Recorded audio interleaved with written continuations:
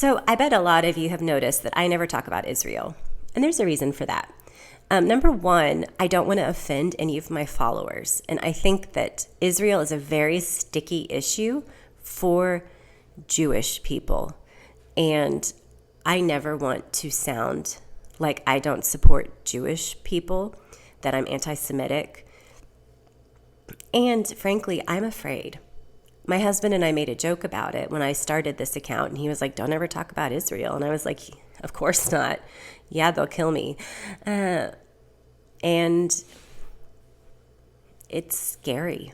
In Texas, they actually have a law on the books, pretty recent law, that if you have a government contract with Texas as a business, a private business, you are not allowed to boycott Israel. A little city south of Austin called San Marcos, they actually tried to withhold their tax dollars from Israel and Greg Abbott threw a fit. It's kind of ridiculous.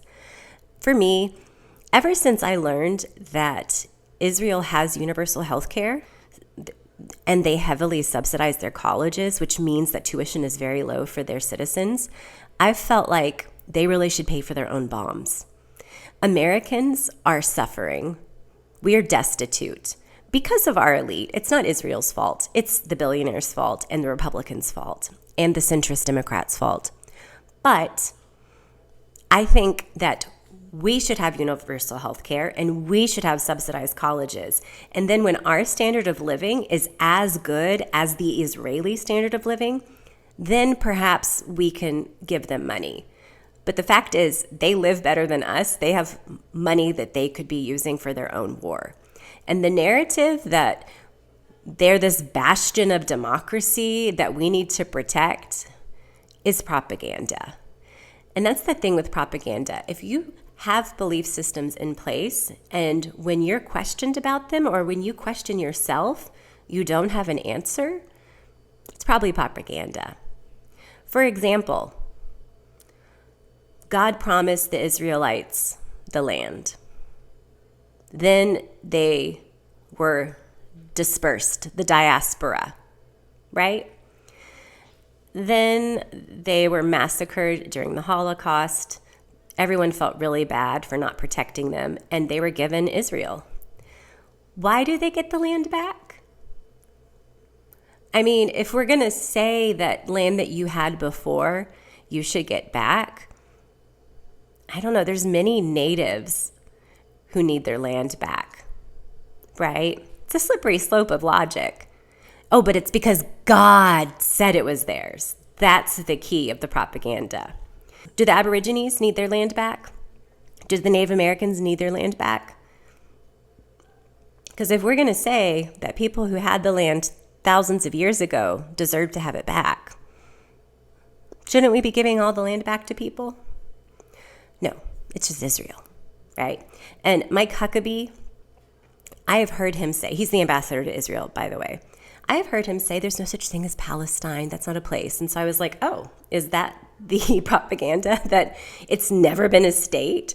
It's like it's never been a nation. It was just kind of like hanging out there, this nationless place with no government and no people. And it was just like empty. So the Israelis just kind of came in and put up their flag. I guess that's the story they're trying to sell, which is ridiculous. Hold. So this is my husband's book from childhood. It's published by the National Geographic Society. The copyright page is actually in the back, which is kind of weird. But it's right here, 1989.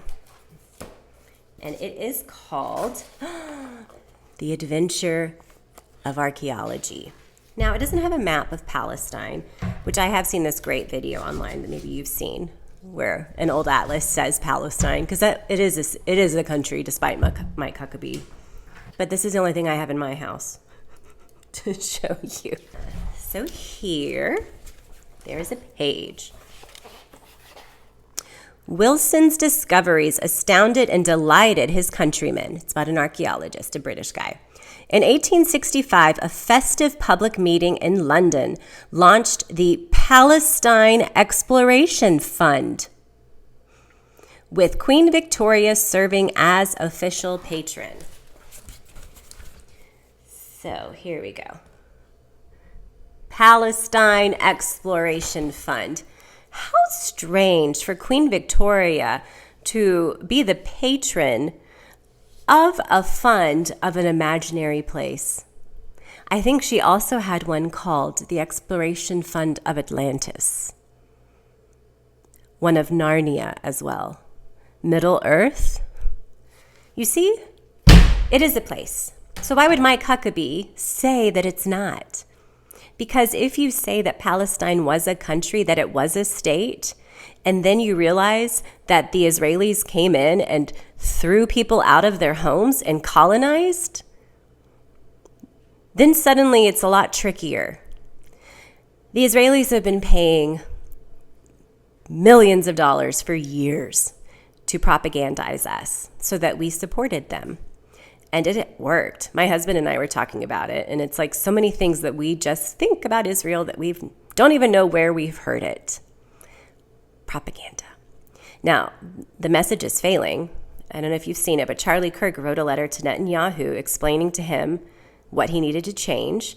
And in response, he had a meeting with Christian social media influencers to try to figure out a message, because they have to make sure that we keep supporting them, that we say they're defending their right to exist, they are not committing genocide, they are killing Hamas, even though it's starving men, women, and children who are not Hamas. It is a war crime, and we shouldn't be supporting it. Anti-Zionism is not anti-Semitism. That is another bit of their propaganda. It's part of Project Esther. And it's not true. Just like being anti-Christian nationalism does not mean you're anti-Christian. Zionism is just one thread of ideology within Judaism. Not all Jews believe in it. Not all Jews believe that God gave them that land forever, that they have an inherent right to it. And so necessarily it's not anti-Semitic, because then they'd be hating themselves, right? So I will try to speak more about it. I mean, I don't know what I'm really afraid of. If I disappear. But my whole thing is, we have a horrible standard of living in America. And until the 90% of Americans who are struggling stop struggling, let's not give any of our money to other countries, not to Argentina, not to anybody.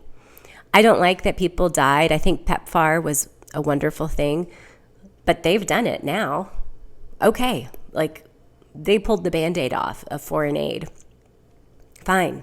America first. I'm on board. Let's make that a reality. Let's make America first mean the 90% of Americans who don't get the benefits of our wealth. The top 1% do. Here's a lovely chart I like to show that illustrates it quite well. It's time for us.